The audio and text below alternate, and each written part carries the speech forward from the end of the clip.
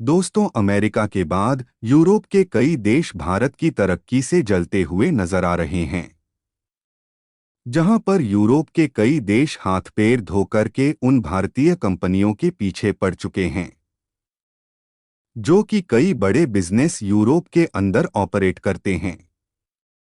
जहां पर कई भारतीय कंपनियों को यूरोप से निकालने के लिए कई नई नई पॉलिसीज लाई जा रही हैं ताकि इन कंपनियों को पूरी तरीके से बाहर किया जा सके। यदि आप इस चीज को ध्यान से समझे तो कुछ इसी तरीके का सिस्टम चाइना के अंदर भी लाया गया था कुछ सालों पहले, जहां पर चाइना की प्लानिंग थी कि नए रूल्स एंड रेगुलेशंस लाए जाए ताकि चाइना से अमेरिकन कंपनियों को बाहर किया जा सके, और चाइना इस प्रोजेक्ट में काफी हद तक सक्सेसफुल भी रहा है।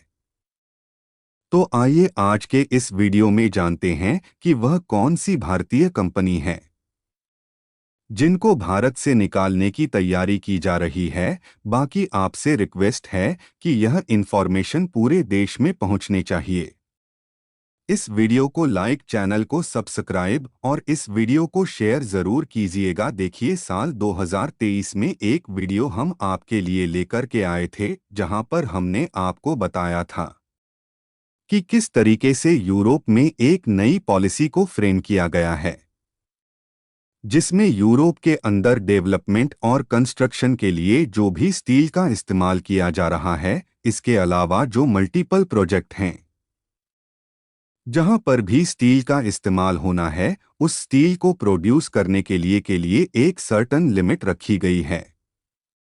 इससे ज्यादा पोल्यूशन या फिर कहे कार्बन एमिशन करके अगर उस स्टील को प्रोड्यूस किया गया है तो पूरे यूरोप में उसका इस्तेमाल नहीं किया जाएगा। और सिर्फ इतना ही नहीं बल्कि यूरोप के अंदर आने वाली जो भी स्टील है, अगर उसके प्रोडक्शन के लिए भारत या फिर चाइना जैसे देशों में लार्ज अमाउंट में कार्बन का इमिशन किया गया है, तब भी यूरोप के अंदर उस स्टील का इस्तेमाल नहीं किया जाएगा। साथ ही एक वीडियो में हमने आपको ये भी बताया था कि टाटा स्टील बहुत जल्द ब्लास्ट फर्नेसेज यूके के अंदर बंद करने वाला है, क्योंकि अब टा इसी कैटेगरी में शामिल हो रही है। बात की जाए टाटा स्टील की तो यूके की तरफ से कुछ ऐसी प्लानिंग की जा चुकी है जैसे यह कंफर्म होता है कि यहां से टाटा बिजनेस ऑलमोस्ट खत्म होने की कगार पर है, क्योंकि टा स्टील अपने बड़े प्लांट को ऑपरेट करने के लिए अभी भी कोल फायर ब्लास्ट फर्नेस का इस्तेमाल करती है,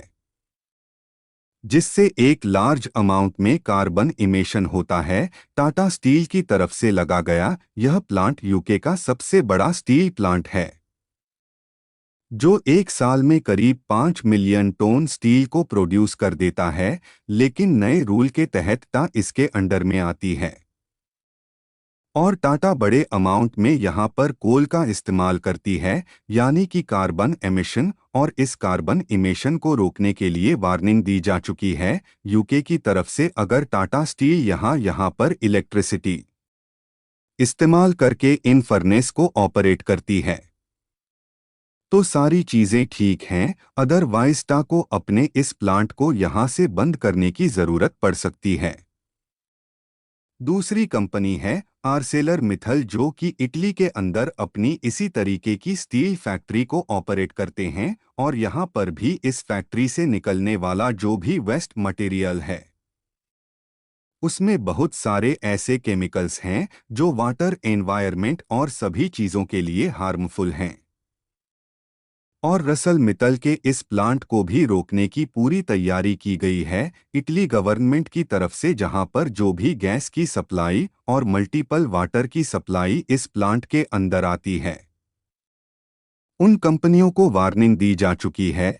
अब आप इसे स्टील प्लांट के अंदर सप्लाईज नहीं करेंगे और डेफिनेटली इसे टारगेट किया गया है कि इस प्लांट को किसी तरीके से रोक दिया जाए। ओवरऑल देखा जाए तो ये सारी चीजें एक बड़े रूल के तहत की जा रही है, लेकिन यहाँ पर वो दो बड़ी स्टील कंपनियां हैं जो कि एक इटली की सबसे बड़ी स्टील कंपनी है और दूसरी यूके की सबसे बड़ी स्टील कंपनी है, लेकिन इन कंपनियों को टारगेट किया जा रहा है। इससे कई लोगों की नौकरियां भी जा सकती हैं, जिसके कारण दोनों ही कंट्रीज में छोटे छोटे प्रोटेस्ट भी शुरू हो चुके हैं।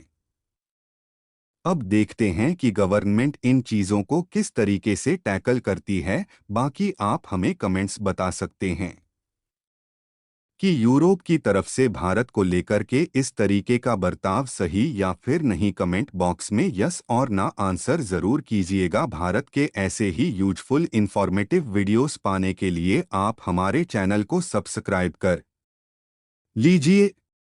धन्यवाद। जय श्री राम।